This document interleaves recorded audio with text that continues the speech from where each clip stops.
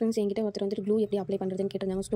Stone கொட்டிட்டு வெளியே வந்துட்டு க்ளூ வந்து அசிங்கமாக தெரியுது, அது எப்படி நம்ம வந்து ஓவர்டேக் பண்ணுறதுன்னு கேட்டிருந்தாங்க. ஸோ வந்து அவங்களுக்காக இந்த வீடியோ. இப்போ வந்து 2 க்ளூ இருக்குது, ஃபேப்ரிக் க்ளூ இருக்குது, B7 ஒரு க்ளூ இருக்குது. ஸோ வந்து இதை ரெண்டுமே எதுக்கு யூஸ் பண்ணணும், எப்படி யூஸ் பண்ணணும்னு இந்த வீடியோவில் பார்ப்போம்.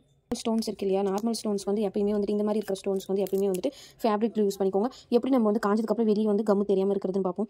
இப்போ வந்து அதிகமாக யூஸ் பண்ணிங்கன்னா கம்மு வெளியே தெரியும். இங்கே பாருங்கள், இப்படி யூஸ் பண்ணிங்க அப்படின்னா பிகினராக இருக்கவங்க இந்த மாதிரி யூஸ் பண்ணுவாங்க. இப்படி வந்து கம் அதிகமாக போட்டுட்டு அதுக்கப்புறம் வந்து ஸ்டோன் செட்டு ஒட்டும் போது இங்கே பாருங்கள், ஒட்டும் போதே வெளியே வந்துட்டு இருக்கு. ஸோ வந்து இந்த மாதிரி இருந்தால் கம் வந்து அசிங்கமாக தெரியும். இதே வந்து இது எப்படி நம்ம ஓவர்டேக் பண்ணி நல்லா இது பண்ணுறதுன்னு பார்த்தோம் அப்படின்னா, இது வந்து குட்டியாக வச்சுக்கோங்க.